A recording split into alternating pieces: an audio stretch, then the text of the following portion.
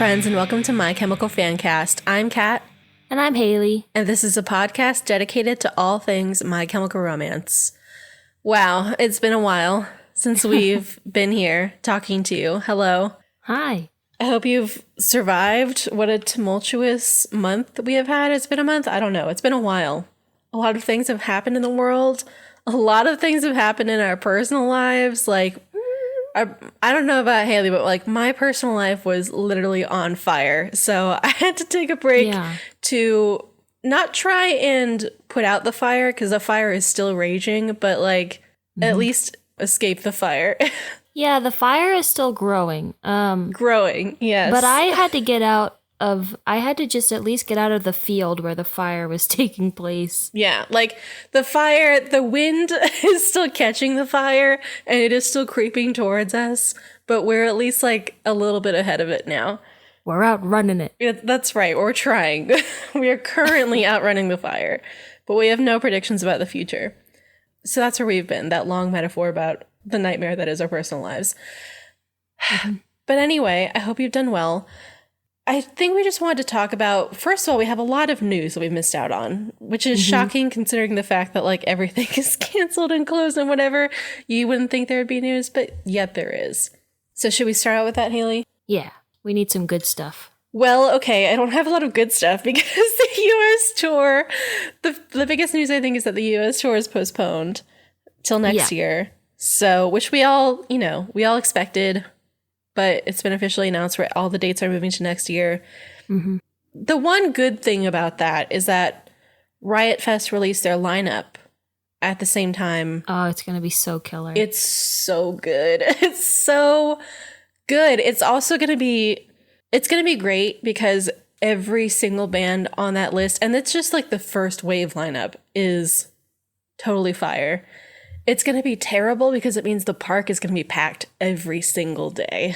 Yep.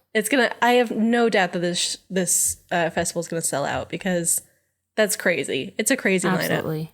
You got Smashing Pumpkins. And we're going to have to oh God. And we're going to have to choose between certain bands.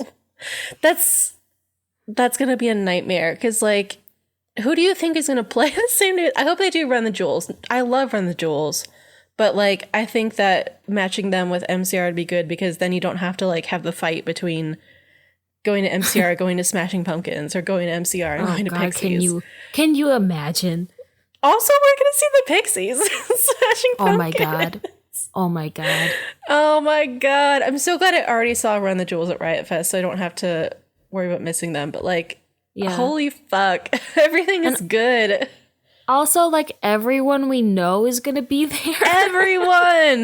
We're going to see all of you. Holy fuck. Yeah, so the plan right now is that we're both going to be going. That's the plan, knock on wood. Oh, yeah, because you saw that lineup and you were like, I'm going. I was going to go to Midtown, but, fuck Atlanta. Fuck Atlanta. I don't remember who's on that lineup, but, they only released MCR so far. They only released MCR. You cannot beat this at all. Oh my God, I'm looking at it again. It's so beautiful. Taking Back Sunday plays again for the 5 millionth time in a row. Yeah. Is it Thursday on there? Thursday is on there. Yeah. And they're also doing an extra day. Yeah. God, who else is on there? Oh, Jawbox for the Jawbox people. Pup Saves the Day is on there. Why is Thursday in such tiny font on the flyer? Can we talk about respect on their name? Thursday and Saves the Day are in the tiny font. What are we doing? Wow. What are we doing? I'm offended on their behalf. Yeah. Anyway, it's going to be a great time. So that is the bonus. We'll have to wait a whole year. God. Mm-hmm. But you know what? That's fine because it means that we can get even cheaper flights, okay? Because we're going to book them way in advance. Mm-hmm. We got more time to plan. That's okay. Yeah. It's all right. All right. So, yes, U.S. tour postponement. That sucks. What other news do we have? Umbrella Academy news? Mm-hmm. Umbrella Academy coming out July 31st. Mm-hmm. Gerard released a song. Yes. Here Comes the End. That's the song. Mm-hmm.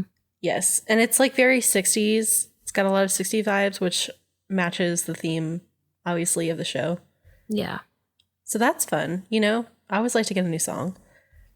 Let's talk about Umbrella Academy for a minute because I have no idea what this second season is going to be about.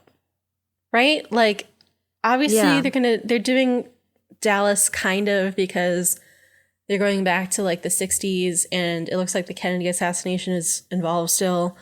But they also took like a lot of the beats of Dallas and used it in the first season.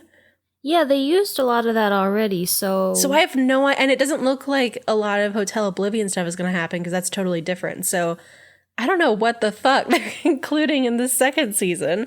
Yeah. Yeah, I don't know. I don't know what that's going to look like. It's just, honestly, like, I think it's just going to be one of those shows that just, like, deviate so far from the comic book that it's two completely separate things. And they're just going to come up with new stuff, probably. Yeah, because, like, they've used the main Klaus plot has of Dallas. Yeah, Klaus has a cult now. Yeah, which I'm fine with. Sure.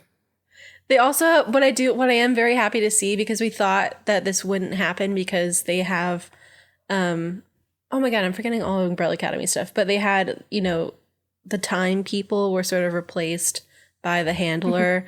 And so we didn't think that they would have the Goldfish Man. Oh my gosh, but he's there. But he's there. That was so exciting. I know, because we all thought, I guess they couldn't do the Goldfish guy because that's like too that out would there. be too weird. But no, they had the Goldfish guy. I'm so excited. Also, Vanya, gay. Yes.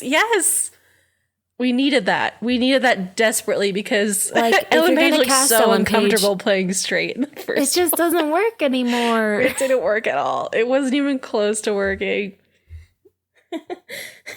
Yeah, so we're in for a good time when that comes out. Yeah, I'm very glad that Ellen Page gets to return to her natural habitat. And and the rumor can talk now. Yeah, I don't know. Oh yeah. I don't know what's going on. I'm curious to see how it all shakes out. And Ben is there. Just a lot of things are different. Yeah. So I'm excited to see what they do with that. Yeah, definitely. Yeah, so some things are a little bit of a bummer, but at least we have television shows to fill the gap in our souls for a while. Mm-hmm. It's still crazy to me that Gerard's influence is so wide. I know. It's so mainstream. Like Doom Patrol, Penny Parker, Umbrella Academy. I see people talking about Umbrella Academy just like casually. Yeah, it's extremely popular. It was like one of the most popular shows on Netflix. Like I watch video essays on YouTube a lot about movies. I love them. About like movies or about like TV series and about why they're great or why they're not or whatever. And I watched one on The Haunting of Hill House, which is a Netflix series. Super good, but somebody in the comments drew a lot of comparisons between The Haunting of Hill House and Umbrella Academy because they have a bunch of dysfunctional siblings in The Haunting of Hill House as well, and they're very similar to Umbrella Academy. I thought that was really interesting, but also they're just randomly talking about Umbrella Academy and being like, yeah, they're really similar to this other Netflix show that blah, blah, blah. And I'm like, do you know the history? do you know what do you know where this comes from? Do you know who you're talking about right now? Do you know what it was like in 2008 to get like the free like shorts released on MySpace? Were you there? Oh my God. Yeah.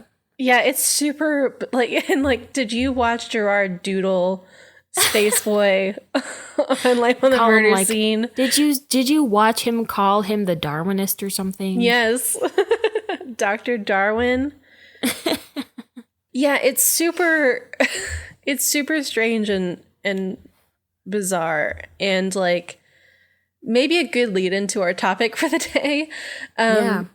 Because what we wanted to talk about today was something that we've talked about like in passing many times before, which is this sort of like MCR renaissance, the emo renaissance that happened before MCR reunited. And of course, after they reunited was like kicked super into high gear. You know, we've talked a lot about how My Chem was sort of seen as like this figurehead of emo, and both they and their fans were sort of like shunned for it, you know, and like disparaged. And then they had the whole Daily Mail incident, and just like there's a weird big stigma about My Chemical Romance. And then like Danger Days came out, and like, you know, they weren't like so dark anymore, so people had less to make fun of in that regard. But then like the album was sort of mixed, and then they broke up and etc. And I think for most bands, that sort of, you would see a general decline in their popularity and their relevance.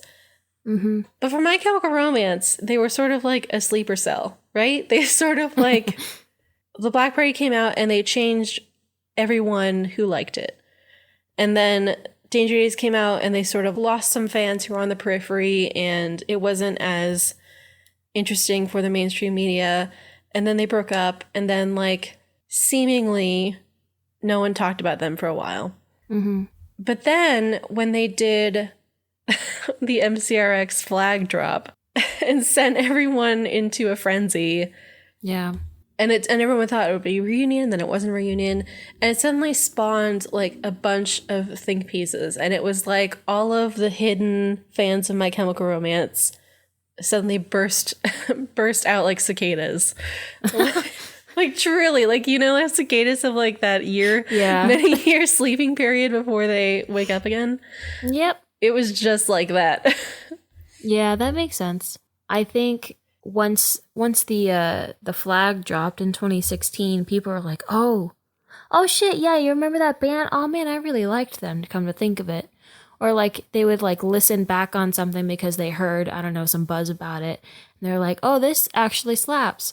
So then we got like a bunch of media reaction about it being like, oh, we love MCR. I'm like, bitch, where were you? Where were you?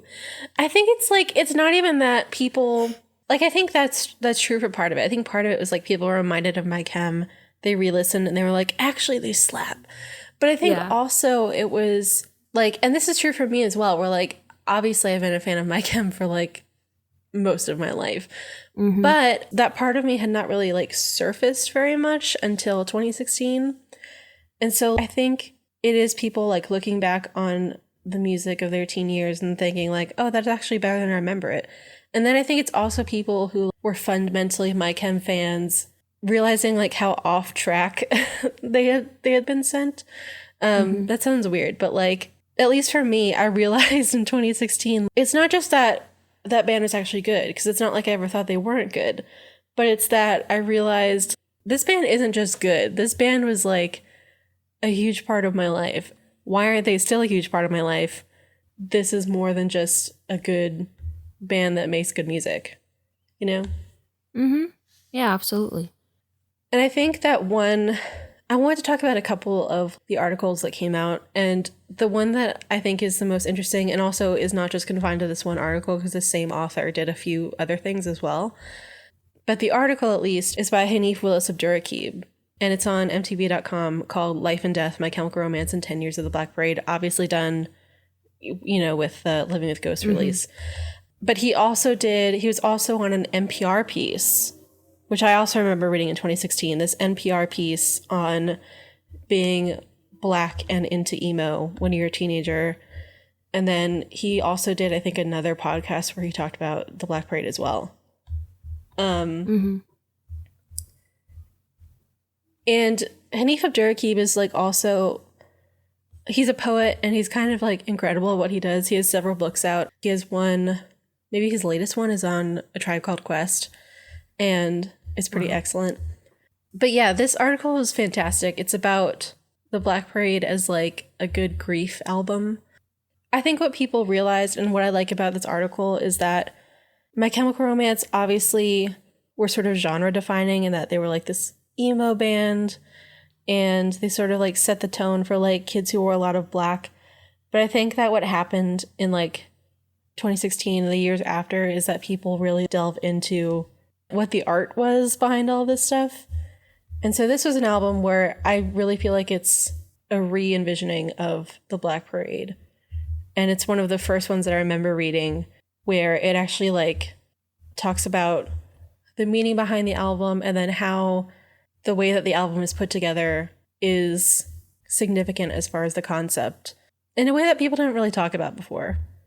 Because like, I think when people had talked about the Black Parade before this, they talked about the fact that like, oh, it's this like scrappy band making a very, you know, Sgt. Pepper's inspired 70s record, and it's very glam and it's very loud and it's very theatrical and like very dark and about death. And I even have a quote from a 2006 review of the album. Let me read you this quote.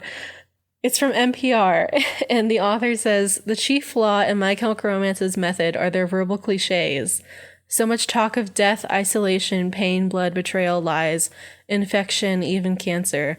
Such overstatement is tiresome. As I said at the start, the comforting effect may not be what they originally intended in getting so hot and bothered and ambitious, but it sure feels good." Wow. Like, just that shift from like overstatement, this overstatement being tiresome, to Abdurakib's article, where there's so many good quotes. I'll read you this quote, where he says, "The Black Party doesn't treat the recesses of grief as a members-only party, where we show up to the door with pictures of all our dead friends and watch the gates open. It assumes instead that we've all seen the interior and offers a small fantasy where the other side is promising." That's such a big difference. Yeah. That's such a big difference in like how to conceive of this album and this band. Yeah, that's huge. Think of how far we've come from like the Hannah Bond Daily Mail like narrative of like this death obsessed, like moody, brooding band and album and group of fans, to like, actually this album is a really amazing meditation on grief and death. Right. What the fuck? Yeah. I don't know. I think as people, just like as, in general, as people grow, they start to understand stuff like that more than just like, oh, they're, an ambitious young band who is trying to be dark and brooding, versus like, oh, they're actually people who are dealing with grief and a lot of complex emotions, and they're creating this art to work through that and comprehend it and share it with the world, and then we can share in that grief with them. And I don't know what it was about 2016, but like just like people were, how 2016 was. 2016 was a shift for the world, I think. And we all started thinking about grief in a different way. And I think truly that was part of it. Yeah.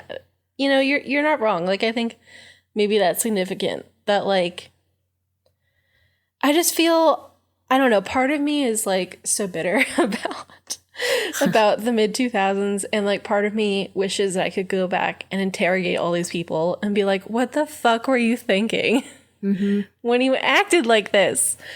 Like, it's just so upsetting to think about in retrospect. And like, I spend a lot of time, perhaps too much time, wondering like where the fuck that stuff came from.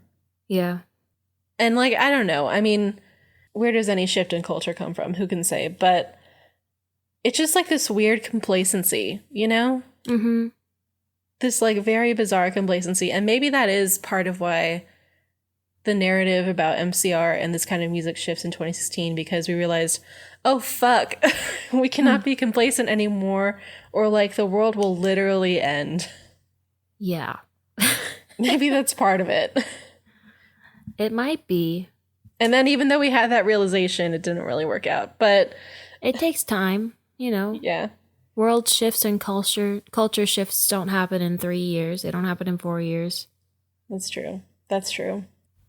I think it also like has to do with the fact that in 2006 or even 2008, like a lot of voices who would talk about music are very centralized, people who already have jobs at music magazines or mainstream magazines or whatever would be the ones writing these articles. And then later on, obviously people have more of their own platform to do that stuff on. Yeah. I think also part of the tonal shift in media writing about MCR was that as the years went on, younger people started to take over companies. Yes. Yeah. And, we started to push the older generation out of those spots that were demanding a certain kind of article be written in a certain way, or like a gossipy thing might have been replaced with like a good example is like, oh, what's that fucking magazine? It's like a Teen Vogue type thing. Like Teen Vogue? Yeah, like Teen Vogue, like in 2007 was like, what lipstick is going to turn him on? Oh, and it's then, like Teen Beat or Tiger Beat. Yeah, and now it's like, read this Marxist column about how to turn your... Honestly, I would love to read about the like how Teen Vogue is transformed, because Teen Vogue is like, I don't know, it's like a vessel for social justice now, and it's incredible. Yeah, so I think that's part of it, is that, like, you know, people our age and, you know, older started to push out people who were kind of still in that old mindset of like TMZ and shit like that, where like they had to realize eventually that people don't want that anymore, and they want to talk about real stuff. They don't just want to talk about like, oh, this band is whiny and brooding and dark. Like, no, let's look at what they're saying and let's examine it and see if it's actually worth something. Mm-hmm. Yeah, and I think you make a good point about the fact that a lot of these articles were written by fans who didn't have a platform necessarily, like back in the day, because they were too young. Mm-hmm. And also because they weren't necessarily in the demographic that a lot of music writers were in. Yeah. So you see a lot of articles written by Black fans or by female fans, which definitely was not the case when you're talking about like who was reviewing the album in 2006. Absolutely not. And then there were a couple articles there. So there's one article by Gina Tonic that was released in Noisy called Meeting the Teenagers Who Still Stan My Chemical Romance. This like exploration of, you know, like your Instagram stannies who are like all over MCR on the internet, which I thought was so fun and interesting. Oh, it also includes that girl who like plays really good guitar. Her name is Jessie. Anyway, oh yeah. Did not realize. Yeah, I think you have this cultural reckoning which like ends up manifesting in music journalism. And then I think you also have people realizing that like MCR is sort of evergreen with regards to teenagers, that teenagers will always love My Chemical Romance, which maybe wasn't as apparent back in the day because like we had to have the generation shift to realize that it would still continue. Right. And then you also have current musicians who are young, like Billie Eilish and Phineas and Halsey, being like openly inspired by My Chemical Romance. Yeah. People inspired by MCR are very open about it now. People like Youngblood, New Year's Day with Ash Costello. Lil Peep was very into MCR. Palais Royale, unfortunately. Yeah. Creeper. Creeper, yeah, that's better. Yeah, so you have like a lot of bands that are themselves like have a huge teenage fan base, also talking about MCR and like sometimes incorporating MCR stuff into their music or their look. Yeah, or, and like, I think that's wearing a shirt. That's really interesting too, because the same thing is happening with those bands that happened with us getting into like the Pixies and the Misfits and Morrissey and the Smiths and Smashing Pumpkins and everything. You know, that's happening with the new bands as well, because their fans are looking into their influences and they're like, oh, let me listen to this because if they're influenced by it, I might like it. And that's how they get into MCR. Yeah, and that's really like how that stuff like becomes a classic band, you know? Like the bands that you like that band, and they incorporate that band into their own music, which has been done many times with all these artists with My Chemical Romance. And like that's how something becomes like solidified as like, oh yeah, this band is classic. And I think the difference is that most of those bands weren't as like hated in their own time. Like I don't like, did anyone like hate The Cure? I don't know. Perhaps they did and I'm not aware of it. I mean, but yeah, I don't feel like they were just like fucking hated as much. I don't know. That's sort of like the vindication of My Chemical Romance. Yeah. I think what I'm really excited to see is how this continues to evolve and like the way that the writing will change about them. Yeah, I think at this point, like since they're coming back on like a reunion tour, then there's going to be a lot of nostalgia going on in articles. Probably I feel like there's going to be a lot more talk about them being like a classic band. Comparisons to the Misfits on their reunion tour, which we hope it doesn't go that way, but you know. They were civil. They had to be forced to be civil by a court of law. But they still, they're chill. Oh man. But sure. Yeah, and I think something else to mention about this like MCR revival is that I think that will happen now because of the reunion and stuff, that like they'll probably be mentioned more in like almost exclusively positive lights as a classic band. But also, I've been a little bit biased when talking about this MCR revival, because like there has been more media about MCR and not all of it has been positive. Like you have all these think pieces coming out about, reevaluating MCR and reevaluating like this emo subculture. But it also went the other way, where there were also like a lot of people, mainly with podcasts, because Haley and I explore every single podcast that mentions MCR. That even mentions MCR. And like there have been an explosion of them sort of after we started our podcast, though I don't think it's related. Where like before it was really hard for us to find podcast, even episodes that like mention MCR, and then like slowly in like 2018 and 2019 we saw more of them, and they were mostly people who were shitting on them. I know, they were like re-exploring My Chem because they wanted to talk about emo music, and they were just doing it to like trash them. Yeah, there's like they went on, they were like, usually they're podcasts that do like they listen to an album and then they talk about it, and they just like would listen to the Black Parade and just shit on it for an hour. What's the point? Like, why does anyone want to listen to that? Whatever. I don't understand that. Like, you're going to listen to an album like that and be like, well, this sucks because of this, this, and this. Like, maybe it's just not for you. Like, quoting Rocky Horror, I didn't make him for you. Yes. What I think is so interesting about that, and I think it probably won't be as common in the future because of the reunion and stuff, and the fact that people are even more emboldened now than they were in 2016 with the flag drop and everything. But what I think is so interesting about that is that, you're coming off of MCR's original run, where there was this massive divide between like, mainstream media shitting on them, but then all of their fans like being completely in love with them. Mm-hmm. And then you have this sort of like resurgence or revival in 2016 of, fans that were in love with them, talking about them more. And then also people who like already were shitting on them even more. They're like, oh my God, MCR is back. Fantastic. What an opportunity for me to shit on them again. Yeah. Remember those lame emos? Fuck them. They need to be taken down a peg yet again. Wow. All the bullies rise back up. All the bullies.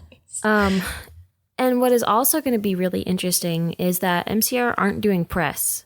Yes. God, I love that. That is delicious to me. I'm very excited about that. Yeah, they're just like, maintaining their aura of mystery. Good for her. I know. I kind of want them to continue it because it's just so powerful. But also... like, no, though, because... I know. I want to know. I want to know the details. Like, I have things I want to know. And I have many questions. Not that we have, like, I'm not going to demand anything from them. But, politely would ask, sir, please, could you give us just a little something? Like a note, A note. Like, a carrier say pigeon. A paragraph on your website briefly explaining something. Any explanation, please. Mm-hmm. Yeah, I do have questions that I want answered, though I am just in awe of how powerful it is to not do any press. Yeah, and they know they can get away with that, Of course they can.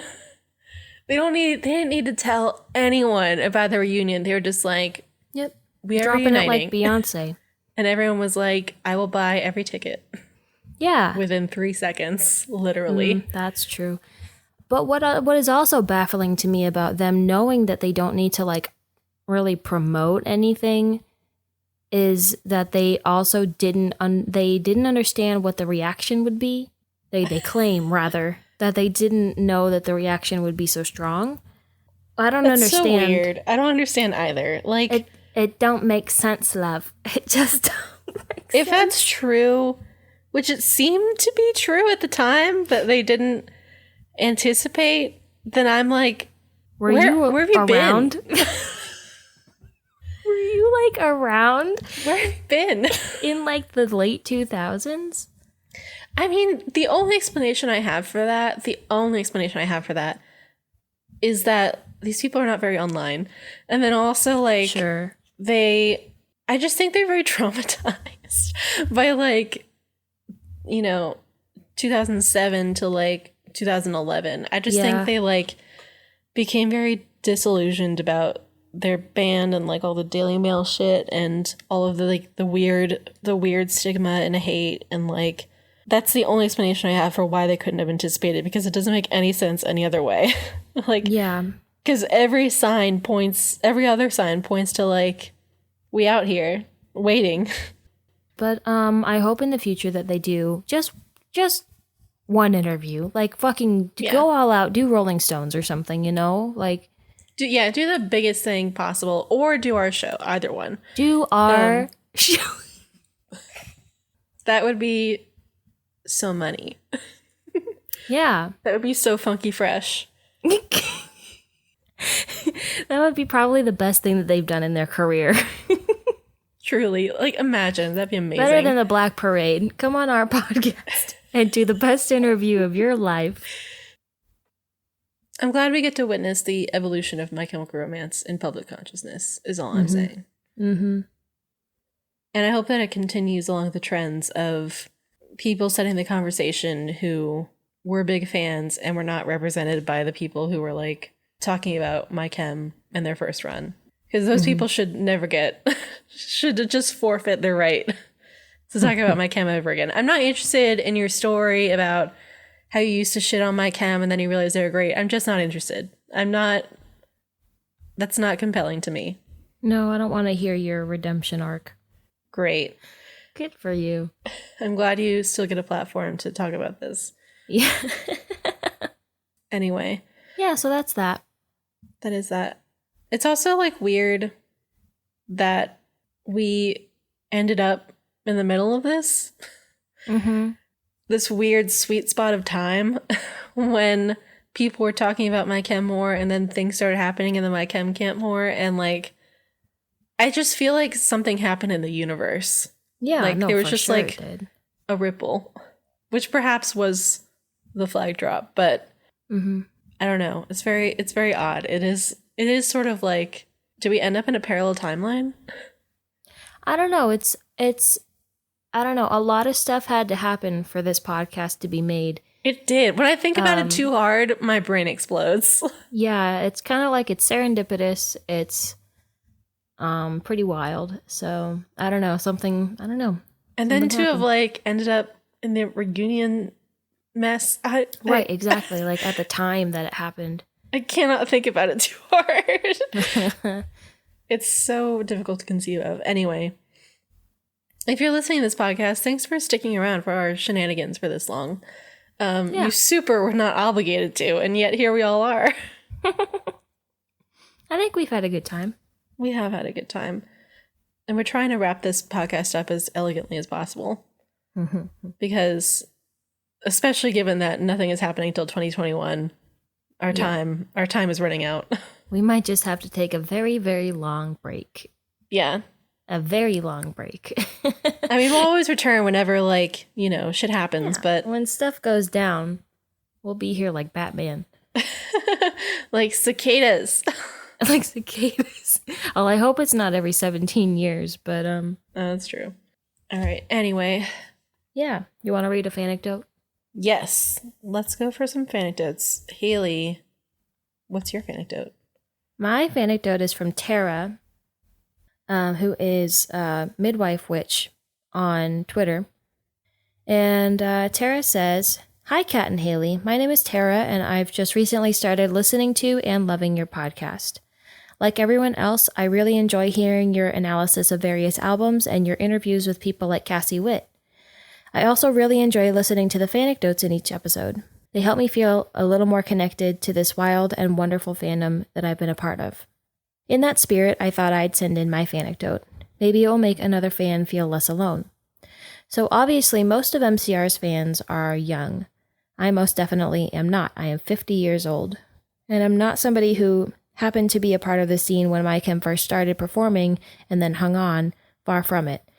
I didn't even know MCR existed until 5 years ago. At that time, I was 45 years old and had a 15-year-old daughter and a 13-year-old son. Life was not going so well for me. I was unhappy doing work I had once loved. My marriage was in trouble, and depression, an old and unfortunately steadfast companion of mine, was trying to take over my life again. The one bright spot in my life was my kids. Despite all the normal ups and downs of the teen years, I still really liked my kids and the interesting people they were becoming. And miraculously, despite many mistakes as a parent, they still tolerated me. They still talked to me and let me be a part of their lives in ways that I had been led to believe would end the second they became teenagers. I felt incredibly lucky. Hold on. Can we just talk about how wholesome this is? I know, it's pretty great. Wholesome. Imagine being a great parent to your teen kids. Wow. A novel concept. So rare, so beautiful. For some reason, the three of us spent a lot of time in the car together during the summer of 2015. I don't remember why, I just know we drove around a lot and we listened to a lot of music. One day, my daughter asked me to listen to a band she had liked for a while. When I agreed, she put Danger Days on blast in our car stereo. It was a perfect summer day, we were driving with the windows down, and from the second I heard Look Alive Sunshine, it was as if somebody had shot electricity into my soul. I made her play the whole album, and then I made her play it again. When she saw how hooked I was, my daughter launched into the tale of this band from New Jersey who had made this incredible music. She told me about their army of fans and how they had carried on despite the band breaking up 2 years earlier.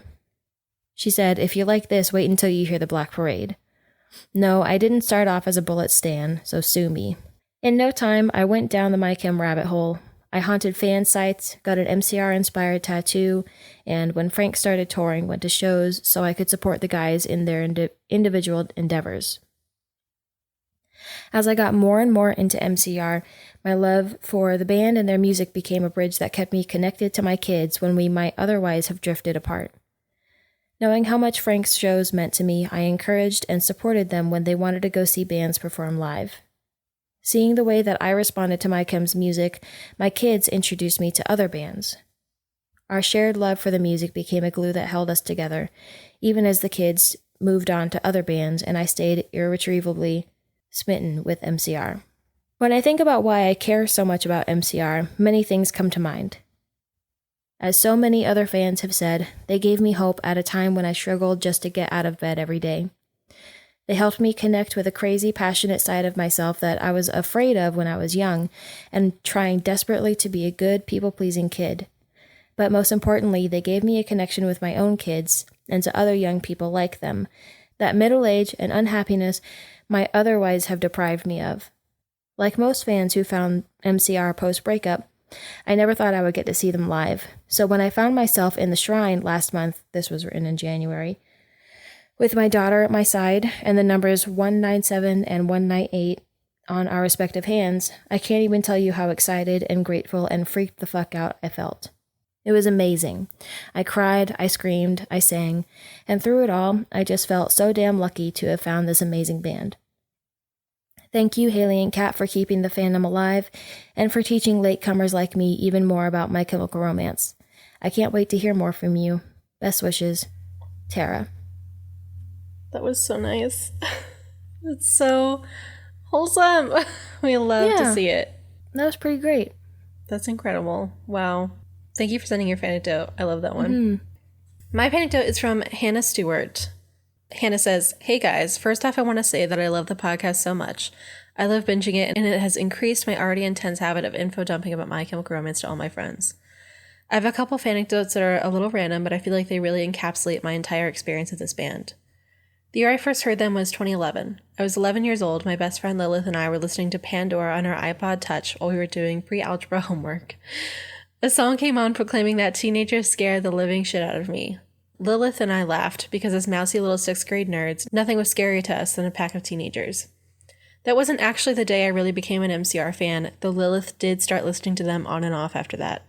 It is, however, when I became obsessed with the Fall Out Boy song that came on afterwards. If you're keeping track, this was somewhere in the middle of their hiatus, which, let me tell you, sucked ass. About 2 years later, Lilith came running up to me before the first period biology class, shoved her phone into my hands, and demanded that I listen to this album that she was obsessed with, the album being Revenge. As the edgy emo nerds we'd become, we were both obsessed. Instead of working on our geometry homework that night, we watched every single My Chem interview that we could find on YouTube. I'm pretty sure we made up our own Killjoy personas within days. Mine was named Lil Blister. That's really good. Unfortunately for us, that day was roughly March 11th, 2013, and y'all know what happened 11 days later, which was, side note, 8 days before my 13th birthday. I distinctly remember crying during class when I found out. Lilith spent a week exclusively listening to their music, and I think that her parents were about to go crazy by that point. My MCR obsession waned a little until 2015, when I went through a bit of extreme depression and binged every video I could find of them on YouTube for the second time in my life. Their Tide would Fall Out Boy for my favorite band of all time. My Chem became, for me, a safe haven in middle and high school as I navigated my mounting anxiety and depression. They are one of the first bands that made me feel like I wasn't wrong for being gay, and coming from my own Catholic Italian-American family, it felt like they understood my teenage struggles with religion and self-doubt in a way that a lot of people in other emo bands just didn't. The story of Elena's death even weirdly parallels with the death of my own grandmother in 2015, after which I listened to Helena on repeat for 4 hours straight. Except for when I had to carry the ashes to the altar, I just listened to the Black Parade through the entire funeral because I couldn't bear to pay attention. My Chemical Romance will always hold a special place in my heart, and it's definitely kept me upright and moving through the last 6 years, even while the band itself was dead. I used to have a recording of the infamous Fuck the Daily Mail Redding and Leeds show, where Gerard said that there's never reason to kill yourself or cut yourself, that I listened to on nights when my depression was at its worst. I went from a shitty little emo kid with band tees that didn't fit and scars all over the place to a shitty emo college dropout who can at least pretend to be functional, and I owe a lot of that to the members of My Chemical Romance. I can't afford to see them on the US tour, which is physically painful, but I'm living for this new era of My Chemical Romance, especially since I had started to give up hope of them ever coming back. My mom thinks it's especially hilarious that I called her in tears when I saw the announcement on Halloween, and reported to her that I'd just fallen off my bed in excitement. Sorry for the insanely long email, and thanks for everything you do. This podcast has me reliving a lot of the good times from part of my life where I thought there weren't any, and that's pretty freaking awesome. Thank y'all so much. Sincerely, Ham. Sincerely, Ham. Wow. What a killer nickname also. I would love my nickname to be Ham. That's very clever as a nickname for Hannah. Oh man, but thank you for sending your anecdote. All right, it's time. Haley, what is your song of the week? Oh no. Yes. It's been a month. All right. My song of the week is, surprise, surprise, another Broadway song. It's Chant from Hadestown.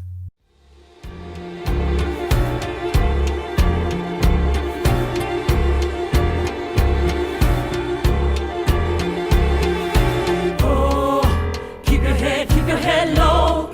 Oh, you gotta keep your head low. If you wanna keep your head hooked. Oh, you gotta keep your head low. Keep your head low. Oh, you gotta keep your head low. If you wanna keep your head hooked. It kind of encapsulates all the parts of the musical that I really like, which is like the main, the love theme that Orpheus sings, and even Noblezada's belting and the drama, and it's just very good. Well, I'm intrigued by, I don't know a lot about the musical, but someone mentioned it to me after we did our musical episode. Mm-hmm. I'm intrigued by the concept. Yeah, I don't know what the soundtrack Orpheus, is like, but yeah, it's Orpheus and Eurydice's story, but it's as if they were like bohemian. And they like, oh my god. Yeah, it's pretty cool. And also, Hades and Persephone's love story is in there, and also Orpheus is a songwriter, and also Spring is gone, and he as a songwriter is going to bring Spring back with his songwriting. And Hermes is the narrator. It's just really cool, and it's like kind of like a little jazzy, and it just has a lot of good stuff. It's interesting. It's very different from any other Broadway musical that I've seen anyway. So cool. Yeah. My song of the week, I'm going to say is, I have an explanation for this, but it's called Laissez tomber les filles by France Gall.